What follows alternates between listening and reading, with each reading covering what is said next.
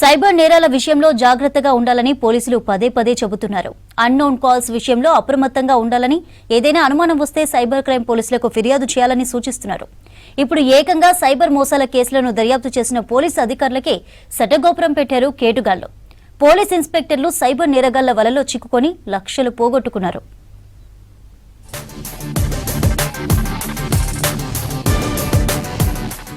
Cyber నేరగాళ్ల వలలో police అధికారులే చిక్కారు.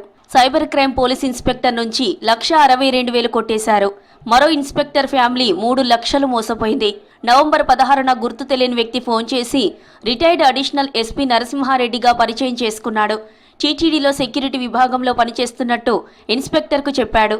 తన కొడుకు లోకేష్ బ్యాంకు ఖాతాని ఫ్రీజ్ చేశారని, ఆ అకౌంట్ను తిరిగి తీసుకొని రావాలని కోరారు.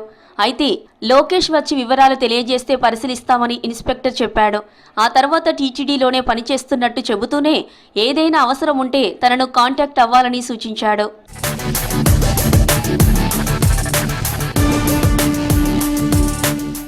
ఇదే సమయంలో ఇన్స్పెక్టర్ భార్య టీటీడీలో ఓ సాంస్కృతిక కార్యక్రమానికి వెళ్లడానికి అడిగింది. దీంతో సైబర్ నేరస్తుడికి కాంటాక్ట్ అయ్యాడు సదర్ ఇన్స్పెక్టర్. కార్యక్రమానికి సంబంధించిన డీటెయిల్స్ అడిగి తెలుసుకున్నాడు. దీంతో ఒక డేట్ ఫిక్స్ చేసుకోమని చెప్పాడు సైబర్ నేరస్తుడు. డిసెంబర్ 21న వెళ్తామని చెప్పారు. అయితే అన్ని వసతులు తన కొడుకు లోకేష్ చూసుకుంటాడని చెప్పి అతని ఫోన్ నంబర్ ఇచ్చాడు. వీఐపీ దర్శనం, ప్రోటోకాల్ దర్శనం, ఆదిత్య బిర్లా గెస్ట్ హౌస్లో వసతి ఉంటుందని చెప్పాడు. ముందు 1,62,000 రూపాయలు ట్రాన్స్ఫర్ చేయించుకున్నాడు. తర్వాత టికెట్లు అడిగితే ఎలాంటి రెస్పాన్స్ లేకపోవడంతో మోసపోయామని గ్రహించారు. సైబర్ క్రైమ్లో ఫిర్యాదు చేశారు.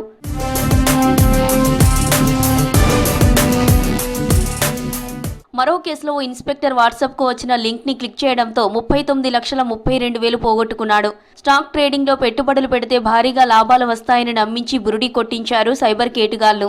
బాధితుడు సీఐకి గత నెల 24న వాట్సాప్ కాల్ వచ్చింది. కాల్లో మాట్లాడిన గుర్తు తెలియని వ్యక్తి ఆన్లైన్ ట్రేడింగ్ను వివరించి సిఐడి స్పెషల్ ట్రైనింగ్ ప్రోగ్రామ్ దేవా 1813 పేరుతో ఆ గ్రూప్లో జాయిన్ చేయించాడు. అందులో ఇప్పటికే 98 మంది సభ్యులున్నారు.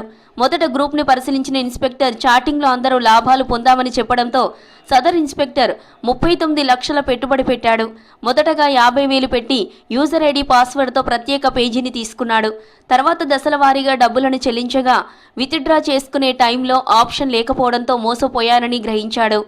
నేషనల్ సైబర్ క్రైమ్ రిపోర్టింగ్ పోర్టల్లో ఫిర్యాదు చేశాడు.